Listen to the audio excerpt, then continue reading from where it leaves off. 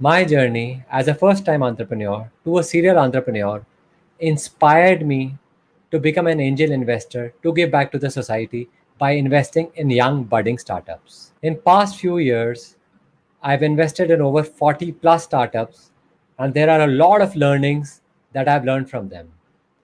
For an outsider, it might look it's such a fancy job investing into companies. But let me tell you, it's not that easy.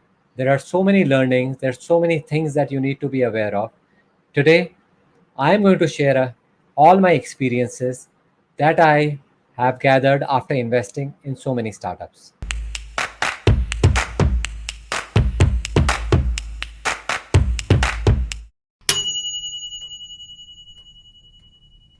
In this video, I would be talking about all the learnings and wisdom that I have gained after investing in so many startups. There are a few crucial decisions or guidelines that you have to keep in mind if you're looking to do angel investing.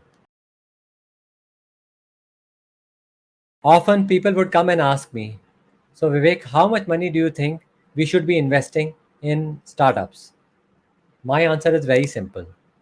The amount of money or the check that you cut after which you will not lose your sleep or you will not be worried is the amount of money that you should be investing. You will never be 100% successful in startups. Startups are a risky bet, but at the same time, they could be multi baggers. So, when you are investing, as the old saying says, do not put all your eggs in one basket. Build a portfolio which is a diverse mix. Suppose, for example, you've got 50 lakhs you want to invest. Don't invest in one or two startups. I would strongly recommend invest 5 to 10 lakhs size in 6 to 7 startups that you choose that you think are going to be future. That way, you're going to hedge yourself against the risk of startup being failed. Ensure that you've kept a budget for angel investing and then you can wisely invest it over 5 to 10 startups that you decide that you choose that you think are the future. Timing is the most important yet very underrated thing when you're investing in a startup. Let me explain you with an example. Artificial intelligence, data science was a rage and now is the most important thing. But 5 7 years ago I invested in a startup called Fango and they were doing fantastic reverse image search engine thing which was highly required and which is the trend right now. But that time, technology wasn't there, high internet speed wasn't there, data analytics wasn't there. So they were much before time. Had they been here a year or 2 year ago, they would have been a big success. So timing is very important.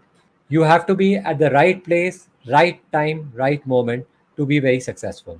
So, my point is when you're looking to invest in a business, consider the viability of the business in the current scenario, in the future scenario, in a long term scenario.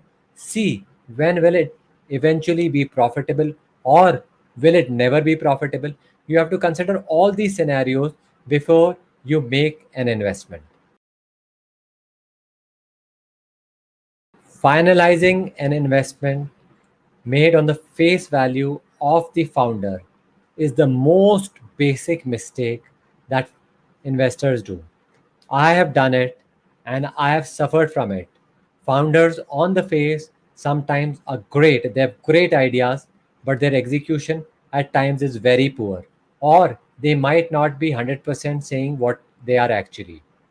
So due diligence is a must. Do a complete background check.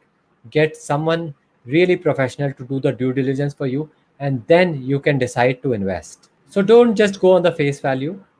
Make sure your due diligence is done before you cut the final check. Investing in a startup is great, but you have to take a call. Are you going alone or are you going with a network? Going with a network, in my opinion, is the perfect way of going, because there are a lot of advantages associated with the angel network. In India, there are many angel networks like a Mumbai Angel or an Indian Angel Network or a Let's Venture or a Venture Garage. There's so many network, you can be part of any of these networks. At the same time, getting part of these networks will help you to understand the startup much more better. The due diligence is far superior than what you would do individually. Thanks to the increased visibility and ease of digital medium, you can reach to the startup very easily. But as an investor, you need to take a call. Do you want to go ahead and invest directly or go through an angel network?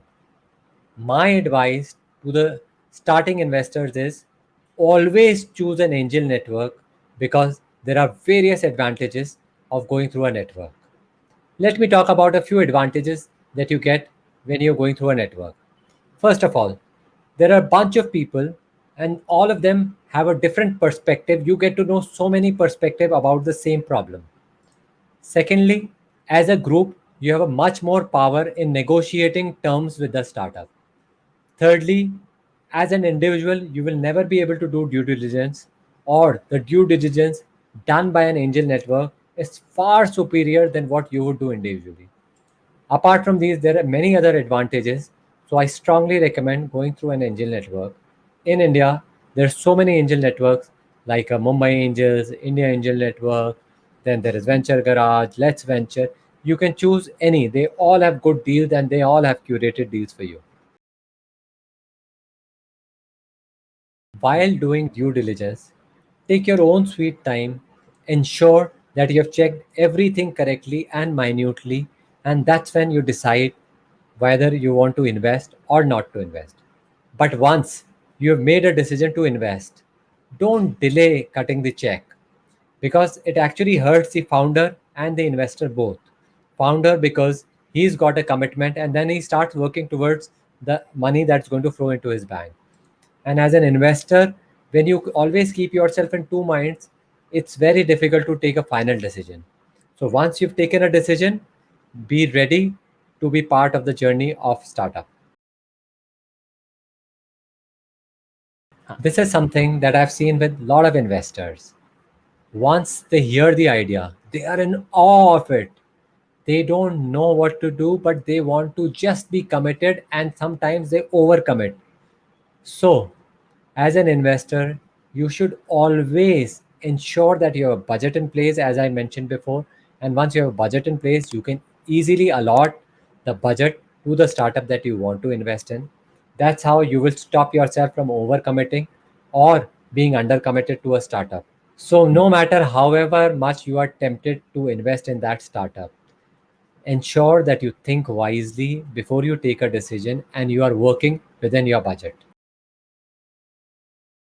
Just like a startup founder, as an angel investor, you will be committing multiple mistakes, and that's a journey where you learn and derive a lot of value from. So, when you've decided to invest and you've taken a wrong decision, ensure that you learn from your mistakes and do not repeat the same mistake again. Angel investing is something that's very close to my heart. I love working with founders. I love their energy. I love to learn from them. And there are so many things that I have learned from the great startup founders that I have invested in. Angel investing is something that I recommend very strongly. If you are an HNI and if you are looking to invest, I've made a few videos related to HNI investing. Please go and watch those videos. I'm sure they'll help you. I'm also linking the video in the description so you can check them out. I have learned a lot of lessons in the journey of investment that I have made. I've done a few mistakes, but at the same time, I've ensured that I don't repeat those mistakes.